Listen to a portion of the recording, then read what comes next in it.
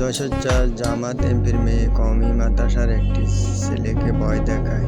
ছেলেটি এখন মানসিকভাবে অসুস্থ হয়ে যায়। এদিকে দাবি করা হচ্ছে যশোর 4 আসনের এমপির মেয়ে মানসিকভাবে অসুস্থ।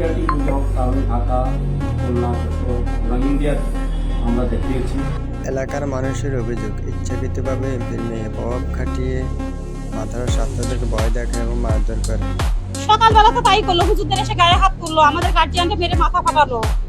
আমরা এটার বিচার চাই। কিন্তু এনার নামে অনেক রিপোর্ট আছে, যিনি ওপেন সিগারেট খায়, মাতলামি করে, জামাতের আমিরের মেয়ে, এনার নামে অনেক কম দানের আগে দেওয়া হয়েছে। কিন্তু এইভাবে আজকে এই দুর্ঘটনা ঘটায় এইভাবে নিয়ে চলে যাবেন, এটা সুষ্ঠু বিচার আমরা চাই।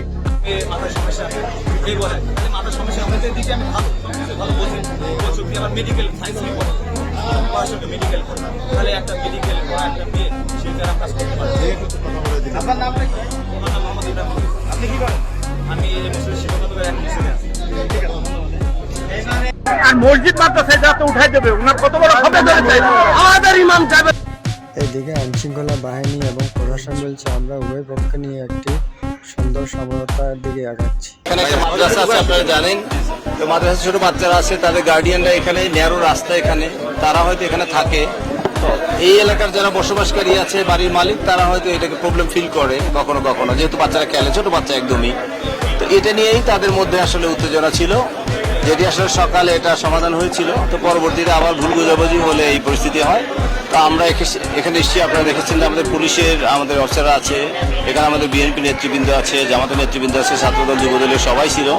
তো আমরা যেটা বলেছি যে তাদের সঙ্গে, যে আমরা মাদ্রাসা কর্তৃপক্ষের সঙ্গে, গার্ডিয়ানের সঙ্গে এবং এই এলাকার যারা সম্মানিত বাড়ির মালিক আছে, যারা প্রবলেম ফিল করে, তাদের সঙ্গে বসে কালকে আলোচনা করে আমরা একটা পার্মানেন্ট সলিউশন বের করবো, যে যাতে করে এখানে মাদ্রাসা এটিও যেমন এখান থেকে রিমুভ করা সম্ভব না, আবার যারা বাড়ির মালিক আছেন তারাও এই এলাকায় যেহেতু অনেক টাকা পয়সা খরচ করে কষ্ট করে বাড়ি করেছেন, এই সমস্যাটা তারা হয়তো বা ফিল করেন, তো তাদের বাচ্চাও তো এখানে পড়ে আমার মনে হয়।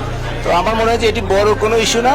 যেটা হয় বর্তমানে অনেক জায়গায় 2 জন মানুষ আসলে কোনো একটা প্রবলেমে আর 5 জন আসে উৎসুক জনতা, এই যে মানুষের অনেকেরই কাজ নাই, হয়তো তারা এসে আনাগোনা করে, এটি একটা প্রবলেম। আশা করি এটা কালকে থেকে সমস্যা হবে না, আমরা ইনশাল্লাহ সমাধান করে ফেলবো। ধন্যবাদ।